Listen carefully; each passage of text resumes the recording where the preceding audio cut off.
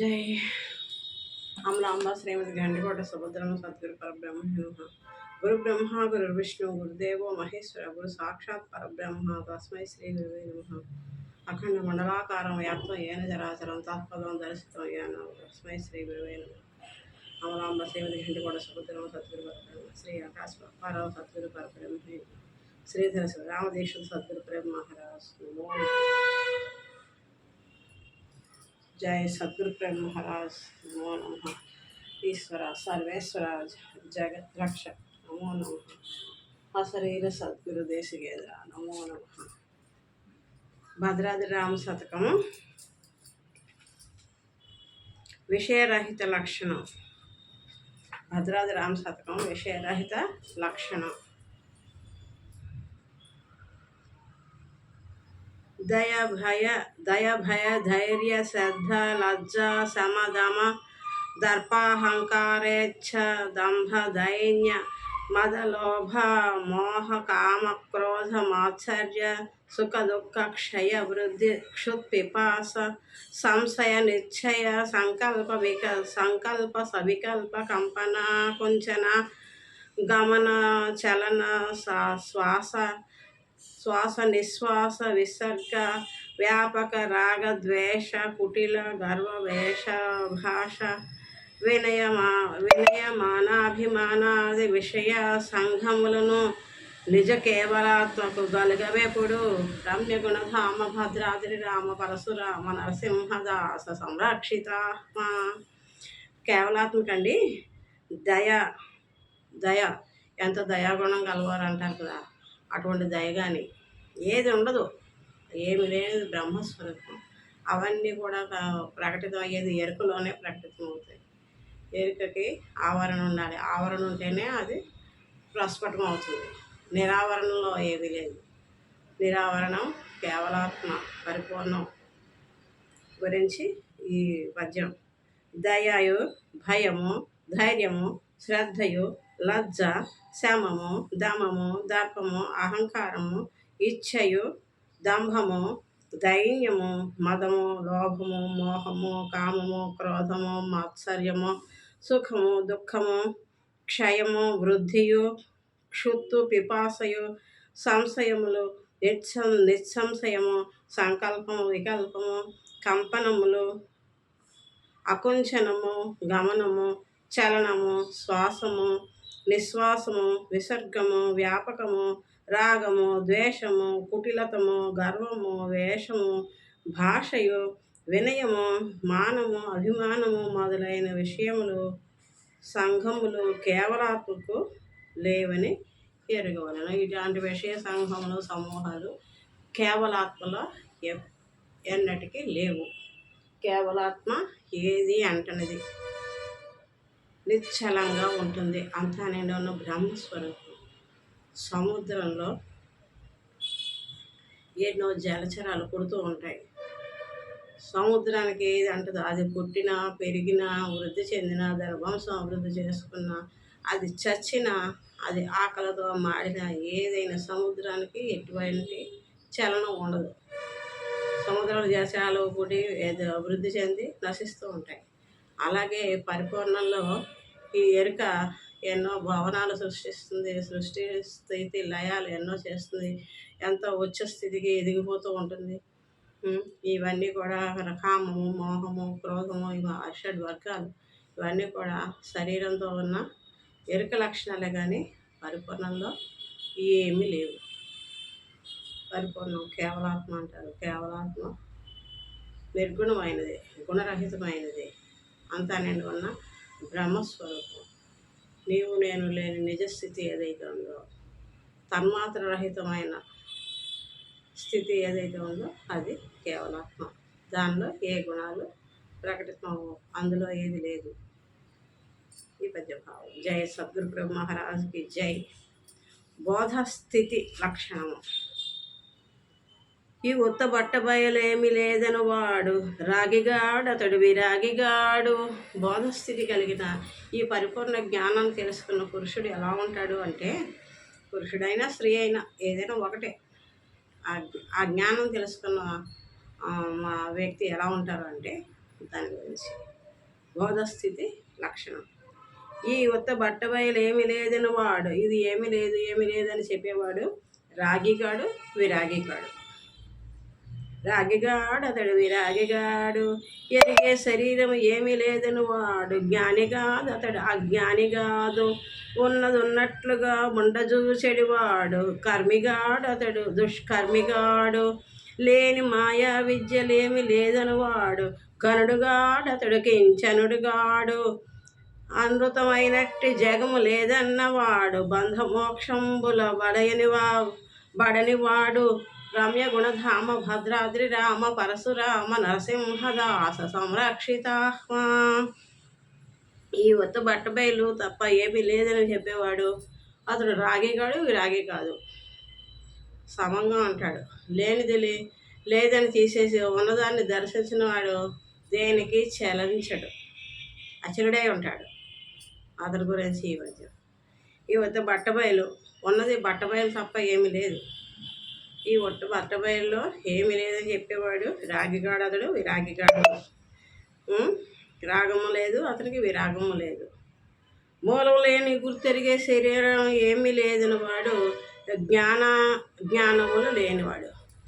ఈ మూలం శరీరం, ఈ మూలం లేని గుర్తు ఎరిగే శరీరం అంటే ఈ ఆత్మ జనన మరణాలు ఏదైతే పొందుతుందో యుగ యుగాలుగా మనం తిరుగుతున్నాం చక్ర భ్రమణంలో పడి, పునరభి జననం పునరభి మరణం అని తిరుగుతున్నాం. గురుకృప వలన మనకు నిజస్థితి తెలిసి ఈ భూమిలోంచి బయటపడ్డాం. ఇది జన్మ మరణాలకు కారణమైనది ఈ లేని ఎరుక, మూలం లేని ఈ గుర్తు ఎరిగే శరీరం అంటే జనన మరణాలకు కారణమైనది ఏదైతే ఉందో అది లేదు అని చెప్పేవాడు జ్ఞానికాడు, అజ్ఞానికాడు. జ్ఞానాజ్ఞాన రహితం. అది జ్ఞానికాడు, అజ్ఞానికాడు. మూలం లేని గుర్తెరిగే శరీరం ఏమి లేని వాడు జ్ఞానిగాడు, అతడు అజ్ఞానిగాడు. లేనివాడు జ్ఞానాజ్ఞానములు లేనివాడు. ఉన్నది ఉన్నట్లు ఉండజూచిన వాడు. ఉంది, ఏది ఉంది? పరిపూర్ణం ఉంది. ఉన్నది ఉన్నట్లుగా ఇదిగో చూడు, ఇదిగో పరిపూర్ణం అని ఉన్నది ఉన్నట్లుగా ఉండజూసిన వాడు ఏమయ్యేవాడు? ఉన్నది ఉన్నట్లుగా ఉండజూచిన వాడు సుకర్మిగాడు, దుష్కర్మములు లేనివాడు. సుకర్మిగాడు, దుష్కర్మికాడు. ఉన్నది ఉన్నట్టుగా అచలం తప్ప ఏమీ లేదని ఇవన్నీ మాయా భ్రమలే కానీ, మాయ చేత ఆరోపించబడిన జగత్తే కానీ మూలం ఏమీ లేదు దీనికి అని అంతా నిండి ఉన్న ఏకత్వాన్ని తెలుసుకున్నవాడు, అదే తన స్వస్వరూపంగా భావించి దేనికి చలించిన వాడు ఏమయ్యాడు? అతను దుష్కర్మకాడు, సుకర్మకాడు. అతడు కర్మ రహితుడు, కర్మబంధంలో చిక్కుకోడు. 3 రకాల కర్మలు అతనికి రద్దు అయిపోయాయి.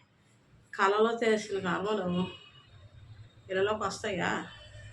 కళలో నువ్వు ₹1,00,000 బాకీ ఉన్నావు ఎవరికో, నువ్వు పేద స్థితిలో ఉన్నావు, ఇవ్వలేని బాధలో పడుతున్నావు. వాళ్ళు వచ్చి నిన్ను హింసిస్తున్నారు, బాధ పెడుతున్నారు. నా డబ్బులు నాకు, నా లక్షలు నాకు అన్నీ కేసులు పెట్టారు, చితక్కొట్టారు. మరి జైలుకి కూడా పంపించే పరిస్థితి వచ్చింది, జైల్లో బంధించారు. నువ్వు ఆ డబ్బులు ఇవ్వలేని పరిస్థితిలో ఉన్నావు. నీకు తక్కువ వెళ్ళిపోవచ్చింది. వెళ్ళిపోవచ్చి చూస్తే నువ్వు జైల్లో ఉన్నావా? ఇట్లోనే నీ మనసులో ఉన్నావు. మరి నువ్వు ₹1,00,000 బాగా ఉన్న కాగితాలు పద్దులు అవన్నీ ఏమైనా నీ దగ్గర ఉన్నాయా? లేవు. కలమొచ్చట అది. ఆహా, నేను కలగన్నానా? ఎంత చిత్రంగా ఉంది. అయ్యో బాబోయ్, నేను ఎంత హింస పడిపోయానో, ఎంత మదన పడిపోయానో. ఆ ₹1,00,000 నేను అప్పు తీర్చలేనందుకు నన్ను జైల్లో కూడా పెట్టారు వాళ్ళు. నా స్నేహితులే నాకు ఇంత ఆపద తీసుకొచ్చారు అని మెలకు తెచ్చుకున్నాక మనం విచారించి ఓ నవ్వు నవ్వుకుంటాం. అంతేగాని దాంట్లో రమేశం కదా, అది నిజమని ఆ జైల్లో ఉన్నట్టుగా ఫీల్ అయ్యి మనం బయలుపెట్టుకోం కదా. కలవ ముచ్చట కలదు, ఇది కూడా కలే. ఇందులో ఏ భ్రమలు చెందకుండా, ఏ కర్మ మంచి లేదు చెడు లేదు. అటువంటి వాడు దుష్కర్మములు లేదు, సుకర్మలు లేనివాడు. వాడికి ఏమి అంటదు. నేనుంటే నాకు అన్నీ అంటలే. నేను రహితమైన వాడికి ఏది అంటదు. అది వాడు సుకర్మి కాడు, దుష్కర్మి కాడు. లేని మాయా విద్యలు ఏమీ లేదని వాడు, సర్వజ్ఞత్వ కించజ్ఞత్వములు లేనివాడు. లేని మాయ అవిద్యలు ఏమీ లేదని వాడు. లేని అంతే ఏమీ లేదన్నప్పుడు అందులో విద్య ఉంది, అవిద్య ఉంది, ఏది లేదు. ఎంతైతే తెలుసుకుంటున్నావో జ్ఞానం, వేదాలు, ఉపనిషత్తులు, గ్రంథాలు, మరి ప్రబంధాలు, కల్పనలు, కవిత్వం, మనం ఎంత చేయగలిగితే అంత సాధించి ఎంత తెలుసుకునే జ్ఞానం ఉంటుందో అంతా తెలుసుకున్నాక ఆ జ్ఞానం, తెలుసుకోలేని అజ్ఞానం, ఏమీ తెలియని అజ్ఞానం, తెలుసుకున్న జ్ఞానం, రెండు శూన్యమే. రెండు బ్రహ్మంలో లేవు. నువ్వు జ్ఞానంతో తెలుసుకునేది కాదు పరబ్రహ్మం. భావాతీతం, త్రిగుణరహితం అంటారు. భావానికి అందేది కాదు బ్రహ్మం. నువ్వు కవిత్వం పాడితే చలించేది కాదు బ్రహ్మం. ఏది లేనిది, నిరావరణం. ఆనందించడానికి అక్కడ నువ్వు లేవు, నేను లేను. అటువంటి దాన్ని ఆ మాయా కల్పితములు ఏది లేదని మాయను ఛేదించి లేదని వాడు సర్వజ్ఞత్వ కించజ్ఞత్వములు లేనివాడు. సర్వజ్ఞత్వం అంటే అంతా తానైన ఏకత్వం, ఈశ్వరతత్వం. జీవ బ్రహ్మైక్యం అయిపోయాక ఆ సదాశివుల్లో ఈ జీవాత్మ ఐక్యం చేశాక అంతా నేనే అయి ఉన్నాను, అన్నిటి యందు నేనే ఉన్నాను అని సర్వజ్ఞత్వం కలిగి ఉంటాం. ఆ సర్వజ్ఞత్వం జీవుడి భావంలో ఉన్న కించజ్ఞత్వం, రెండు కూడా లేనివాడు. ఎవడు? అచలుడు. లేనివాడు.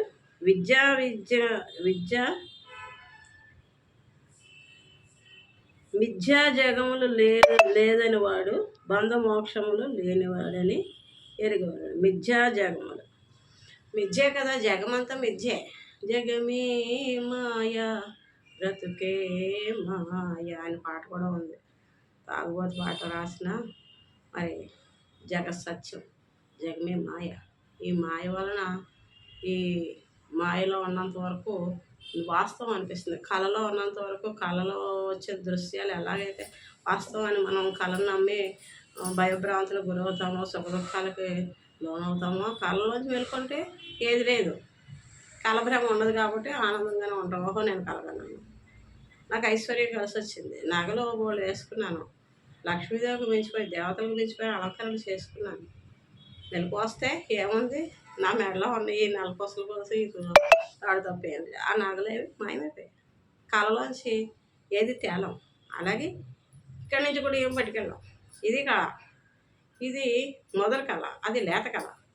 ఈ మొదటి కళ మేల్కోవడానికి గురువు మేల్కొల్పాలి. ఇది కలరా బాబు, ఈ ముచ్చట్లో పడకో, ఉన్నది పరిపూర్ణం, అందులో ఏది లేదు, ఇది మాయా కల్పితమైన జగత్తు, ఇది లేదు, దీనిలో నుండి భ్రమ పడకు, ఈ భ్రమ నుంచి మేల్కో నువ్వు అని గురువు మేల్కొల్పుతారు.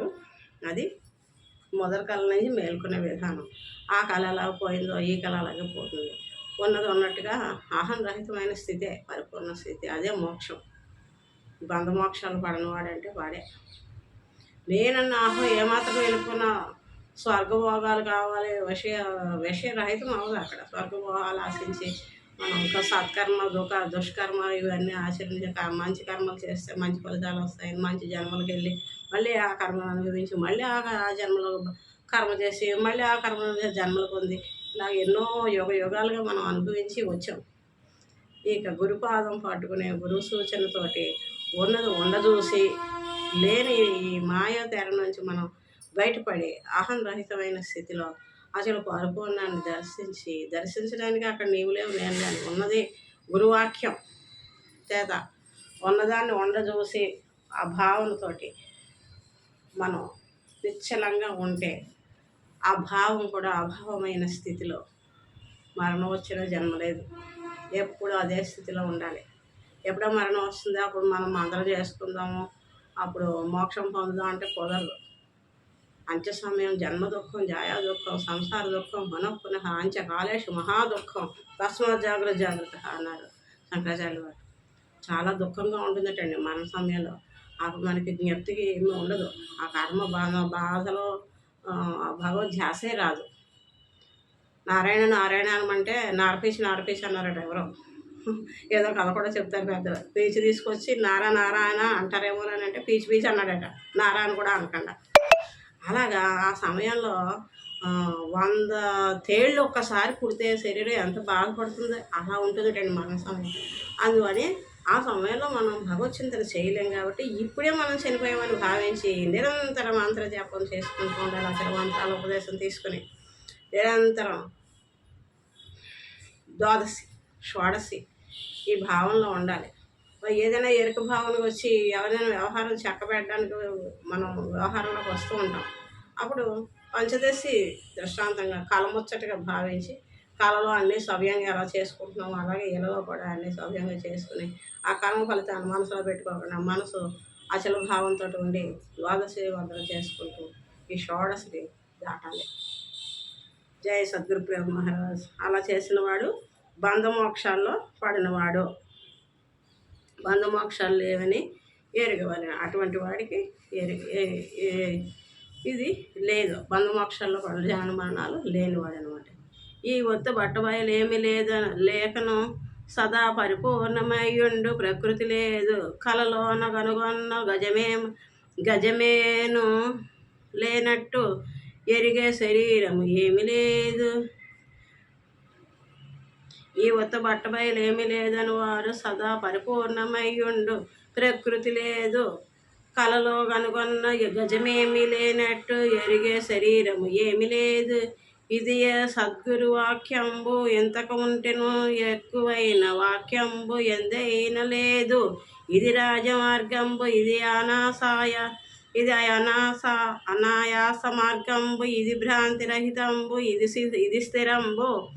ఇది నమ్మిన వారులకేమి బాధ లేదు. ఇది నమ్మిన వారికి ఏమి బాధ లేదు. జన్మంబు మరణంబులు లేదు. రమ్య గుణధామ భద్రాద్రి రామ పరశురామ నరసింహ దాత సంరక్షిత. ఈ ఉత్త బట్టబయలు ఏమీ లేదు. గురువాక్యం. ఈ ఉత్త బట్టబయలు ఏమీ లేదు. అది తనకు తానే స్వతసిద్ధమై పరిపూర్ణమై ఉంది. ఏది ఉంది? తనకు తానే స్వతసిద్ధమై పరిపూర్ణమై బట్టబయలు. దానిలో ఏది లేదు. అందులో కలలో కనుగొన్న గజము ఏమీ లేనట్ల మూలం లేని గుర్తెరిగే శరీరం ఏమీ లేదు. కలలో మనకి పెద్ద ఏనుగు వచ్చింది. ఆ ఏనుగు మెలకు రాగానే అంత పెద్ద ఏనుగు కూడా టక్కుమని మాయమైపోయినట్టుగా ఈ మూలం లేని గుర్తెరిగే శరీరం ఆ పరిపూర్ణంలో ఏది లేదు. ఆ కలలో సేపు ఏనుగు ఉంది. వెలుగు వచ్చాక ఏనుగు ఎక్కడికి పోయింది? ఎక్కడికి వచ్చిందో అక్కడికి పోయింది. ఏది లేదు. అలాగే దీన్ని కూడా ఈ మాయాతరను దాటి పరిపూర్ణ స్థితి తెలుసుకున్నాక ఉన్నది పరిపూర్ణమే తప్ప ఈ మూలం లేని గుర్తెరిగే శరీరం ఏమీ లేదు. ఈ ఒత్తుబట్టబయలు ఏమి లేదు. అది తనకు తానే స్వతసిద్ధమై పరిపూర్ణమై ఉన్నది. అందులో కలలోతో కనుగొన్న గజం ఏమీ లేనట్ల మూలం లేని గుర్తెరిగే శరీరం ఏమీ లేదు. ఇదే గురువాక్యము. ఇంతకంటే ఎక్కువ లేదు. ఇంతకంటే భగవంతుడు ఇదిగో అని చూపించే మార్గం ఎక్కడా లేదు. ఇదే గురు మార్గం, రాజమార్గం. ఇదే రాజమార్గం. ఇదే అనాయాస మార్గం. ఏ కష్టము లేదు భగవంతుడు తెలుసుకోవడానికి. నువ్వు ఆ స్థితి కలిగి ఉండడమే. నువ్వే భగవత్ స్వరూపం. నీలో ఉన్న ఎరుకని విడిస్తే నిజస్థితి, జన మరణాలు లేని స్థితి అదే. ఎందుకంటే గొప్ప మార్గం లేదు. గురు మార్గం, రాజమార్గం. గురువు చెప్పింది అక్షర సత్యం. ఎక్కువ లేదు. ఇదే రాజమార్గం. ఇదే అనాయాస మార్గం. ఇదే భ్రాంతి రహితం. భ్రాంతి అంటే నేను అని అహమే. అదే ఎన్నైనా చేసుకుంటుంది. అదే జనన మరణాలకు కారణమైంది. అదే స్త్రీ అయింది. అదే పురుషుడు అయింది. అదే పిల్ల అయింది, తల్లి అయింది, మనవలైంది, చెట్టు అయింది, కుక్క అయింది, పిల్లి అయింది. అన్నీ అదే. మూలం లేని గుర్తు తిరిగే శరీరమే. అది భ్రాంతి. ఆ భ్రాంతి రహితమైతే బ్రహ్మ ప్రత్యక్షం, పరబ్రహ్మం. ఇదే స్థిరం. దీన్ని నమ్మిన వారికి ఏ బాధలు ఉండవు, జనన మరణములు తొలగిపోవును. జనన మరణాలు దాటడానికి ఏదో సముద్రాలు దాటి వైతరిణి నది దాటి ఇవేం ఉండదు. అవన్నీ మన అభూత కల్పనలు. ఆ కల్పించిన కావ్యాల్లో రాసినవి వాస్తవం అని ఆ భ్రమలో ఉంటాం. అవన్నీ గోచరం అవుతాయి మనకి. ఏది లేదని నిరావరణం నిజస్థితి ఆ సద్గురుమూర్తి దయ వలన మనకి తెలిసింది. ఆ తెలిసిన తెలివిని విడిచి ఉండడమే. జయ గురుదేవ. ఏ బాధలు ఉండవు, దీనికి జనన మరణంలో తొలగిపోను అని తెలుసుకొనవలెను. జై సద్గురు ప్రేమ మహారాజ్కి జై. అమలాంబ శ్రీమతి ఘంటికోట సుభద్రమ్మ సద్గురు ప్రేమ మహారాజ్కి జై. ఇంత గొప్ప విద్యని ఇంత జనన మరణాలు దాటి ఎన్నో యోగాలు తపస్సులు చేసి మరి ఎన్నో కష్టాలు అనుభవించి ఎన్నో సాధనలు చేసిన వారికి కూడా అందదు ఈ జనన మరణ రహితమైన స్థితి. కేవలం ఈ అచల మార్గంలో అచల గురువుల అనుగ్రహంతో మాత్రమే మనకి దొరికే బ్రహ్మ విద్య. అటువంటి గురువులకి శిరస వందనాలు, ద్వాదశి వందనాలు. జై సద్గురు ప్రేమ మహారాజుకి జై. అచల ఋషులందరికీ కూడా ద్వాదశి ప్రణామాలు. జయ గురుదేవ. అచలమే సనాతనమైనది. అచలం తప్ప ఈ గుర్తెరిగే శరీరం ఏమి లేదు. యదృశ్యం తన్నస్యం. త్రిపుటి మొత్తం ఎరికే. చూసేది, చూడబడేది, చూసే చూపు మూడు ఎరికే. మనం దేవీ దేవతలు విగ్రహాలు ఆరాధనలు ఎన్ని కల్పించుకున్నా అది మనతోటే ఉంది, కానీ మనం లేనప్పుడు అది ఏది మనకు లేదు. సృష్టి ప్రపంచం అలాగ ఉంటుంది, దాంతో మనకి సంబంధం లేదు. నువ్వు ఉన్నంత వరకు నీ నిర్ణయం. నువ్వు పెట్టుకున్న విగ్రహాలు నువ్వు పూజ చేసుకుంటావు, అది ఎంతవరకు నువ్వు ఉన్నంత వరకు, నీలో తెలివి ఉన్నంత వరకు. నీలో తెలివి లేనప్పుడు నీ విగ్రహం లేదు, నీవు లేవు. అలాగే ఆత్మరహితం అవుతుందో అందులో అవ్వదు. నేనన్న భావన ఉండే మరణం పొందుతాం. ఆ మరణ సమయంలో మనం చేసుకున్న దుష్కర్మ సుకర్మ ఫలితాల గురించి మనం ఆలోచిస్తూ మళ్ళీ జన్మ మరణాలు పొందుతాం. కాబట్టి అది సత్య మార్గం కాదు. భక్తి చేస్తాం, భక్తి వలన ముక్తి కలగదు. బ్రహ్మ సాక్షాత్కారం పొందిన, వైకుంఠ ప్రాప్తి కలిగిన నీ పుణ్యఫలం అయిపోయాక మళ్ళీ నువ్వు జన్మకు రాక తప్పదు. జనన మరణాలు లేని స్థితి ఈ పౌర్ణ బోధలోనే అంతా నిండి ఉన్న బ్రహ్మస్వరూపాన్ని దర్శిస్తే చాలు. ఆ గురుపాదం పట్టుకుంటే వేరొక రహితం అవుతుంది. జనన మరణాల స్థితిని దాటి నిజస్థితి కేవలాత్మ స్థితిని పొందుతాం. జై సద్గురు ప్రేమ మహారాజుకి. ఇది విన్నవారికి అన్నవారికి అందరికీ కూడా సద్గురు కరుణ కలిగి జనన మరణాల స్థితిని దాటాలని సద్గురుదేవులు ప్రార్థిస్తూ ముగించుకుంటాం. జై సద్గురు ప్రేమ మహారాజుకి జై. సద్గురు చరణం భవభయహరణం, సద్గురు చరణం భవభయహరణం, సద్గురు చరణం భవభయహరణం. జై సుభద్రమ్మ తల్లి జై.